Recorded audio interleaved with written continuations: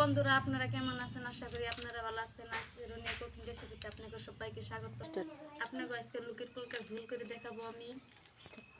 এখানে আমি লুকের কুলকা মাংস নিয়েছি, রসুন কুচি, আদা বাটা, গরম মশলা, জিরে, লবণ, তেল, হলুদ গুঁড়ো, ধনিয়ার গুঁড়ো, মরিচের ফাঁকি, পেঁয়াজ কুচি, আদা রসুন বাটা ধরাই নেব।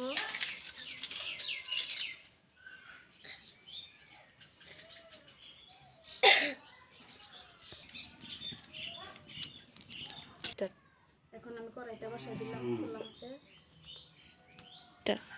প্রথমে আমি তেলটা দিয়ে দিলাম।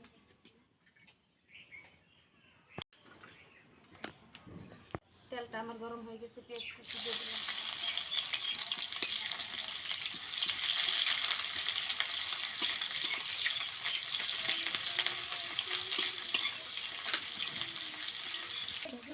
কুচানো রসুনগুলো দিয়ে দিলাম।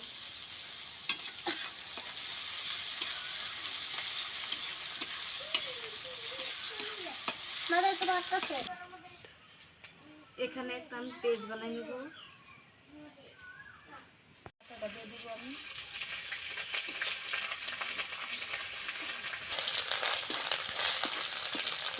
এখানে নিয়েছি আমি লঙ্কার গুঁড়ো, হলুদ গুঁড়ো দিয়ে দিলাম। নিয়েছি মশলা থেকে তেল ছেড়ে দিচ্ছে, মাংসটা দিয়ে দিচ্ছি।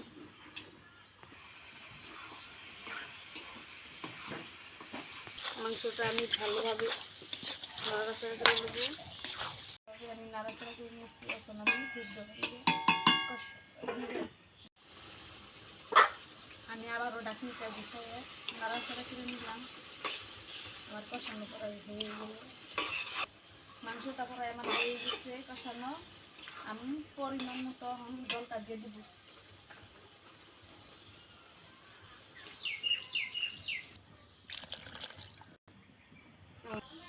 আবারও আমি ভালোভাবে নাড়াচাড়া করে ঢাকনিটা দিয়ে নেব,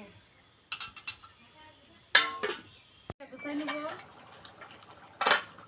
আমার মাংসটা প্রায় হয়ে গেছে। অনুপুর দিয়ে দিব আমি গরম মশলা ফাঁকি,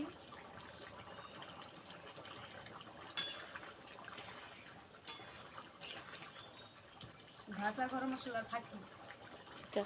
এখন আমি চেখে দেখবো লবণটা স্বাদ মতো হয়েছে নাকি। তরকারিটা আমার হয়ে গেছে। মাংসটা আমার রান্না শেষ হয়েছে। দেখতে পাচ্ছেন আমার মাংসের কালারটা